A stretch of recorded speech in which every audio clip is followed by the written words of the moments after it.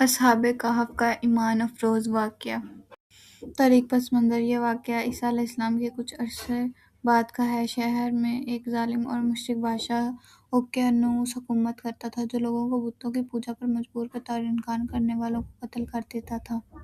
ہجرت اور پناہ گاہ: اس شہر کے چند نوجوان، جو تعداد میں 7 بتائے جاتے ہیں، اللہ کی وحدانیت پر ایمان لے آئے تھے۔ جب بادشاہ کو معلوم ہوا تو اس نے انہیں دھمکایا۔ ان نوجوانوں نے اپنے ایمان کو بچانے کے لیے شہر چھوڑنے کا فیصلہ کیا تاکہ وہ کسی غار میں چھپ کر اللہ کی عبادت کر سکیں۔ راستے میں ایک کتا بھی ان کے ساتھ ہو لیا، جس کا ذکر قرآن میں بھی ہے۔ 309 سال کی نیند: وہ نوجوان ایک پہاڑی میں غار میں پہنچے اور اللہ سے دعا کی، اے ہمارے رب، ہمیں اپنی رحمت عطا فرما اور ہمارے کام میں کامیابی کی راہ نکال۔ اللہ نے ان کی دعا قبول کی اور ان پر ایسی گہری نیند طاری کر دی جو 309 سال تک جاری رہی۔ اس دوران اللہ تعالیٰ ان کی حفاظت اس طرح فرما رہا تھا کہ سورج کی روشنی غار کے اندر براہ راست نہیں پڑ رہی تھی تاکہ ان کے جسم خراب نہ ہوں، اور کتا غار کے دہانے پر ہاتھ پھیلائے بیٹھا رہا تاکہ کوئی اندر آنے کی ہمت نہ کرے۔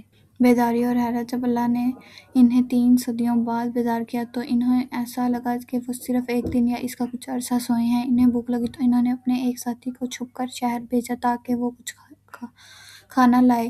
انہوں نے اسے تاکید کی کہ کوئی تمہیں پہچان نہ لے ورنہ بادشاہ ہمیں قتل کر دے گا۔ سکہ اور سچائی کا انکشاف: جب وہ نوجوان دکان پر پہنچا اور پرانے زمانے کا سکہ دیا تو دکاندار حیران رہ گیا۔ بات پھیلتے پھیلتے اس وقت کے بادشاہ تک پہنچی، جو کہ اب ایک نیک اور مومن بادشاہ تھا۔ جب ان نوجوانوں کو حقیقت معلوم ہوئی کہ وہ 300 سال سے زائد سوتے رہے ہیں تو وہ دنگ رہ گئے اور انہیں احساس ہوا کہ اللہ نے انہیں آنے والی نسلوں کے لیے ایک نشانی بنا دیا ہے۔ انتقال اور یادگار: وہ بادشاہ اور شہر کے لوگ ان سے ملنے غار تک آئے۔ ملاقات کے بعد اللہ نے ان پر دوبارہ نیند طاری کر دی اور وہ وفات پا گئے۔ لوگوں نے ان کی یاد میں اس غار کے پاس ایک مسجد تعمیر کی۔ اس واقعے سے حاصل ہونے والا سبق: ایمان کی حفاظت۔ اگر انسان اپنے ایمان کی حفاظت کے لیے قدم اٹھائے تو اللہ غیب سے مدد فرماتا ہے۔